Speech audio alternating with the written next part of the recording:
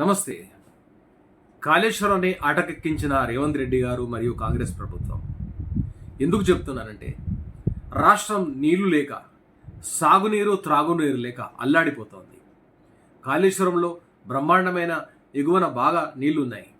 ఆ నీళ్లను పైకి వదిలితే మలనసాగర్కి వస్తే, మలనసాగర్ నుంచి మన హైదరాబాద్ జంటనగర్లకు వస్తాయి. మిగతా తెలంగాణ ఉన్న ప్రాంతాలకు వ్యవసాయ ఆధారిత భూముల్లోకి ఆ నీళ్లు కూడా పోతాయి. ఇటువంటి ఆలోచన ఎందుకు చేయడం లేదు కాంగ్రెస్ ప్రభుత్వం అంటే, కాళేశ్వరం అనేది మొదలైతే రేవంత్ రెడ్డి గారికి ఒక భయం ఉన్నది, కేసీఆర్కు పేరు వస్తుందని.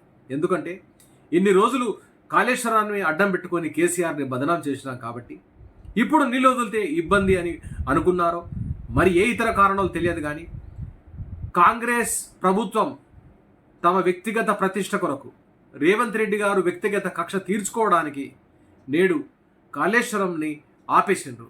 తద్వారా ప్రతి ఒక్క రైతు నుంచి సామాన్య మానవుడి వరకు నీళ్లు లేక ఇబ్బందులు పడుతున్నారు.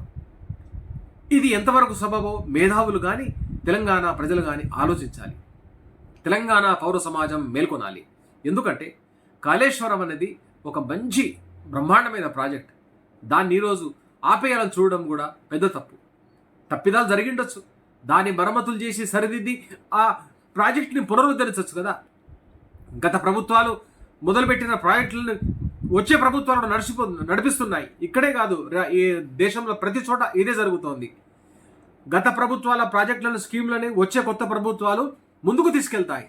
కానీ తెలంగాణలో విరుద్ధంగా ఉంది. వ్యక్తిగత కక్షతోటి కాళేశ్వరాన్ని ఆపి తెలంగాణలో ఉన్న కేసీఆర్ గారిని బదనాం చేయాలని చూస్తున్నారు. కానీ ఇది తప్పు.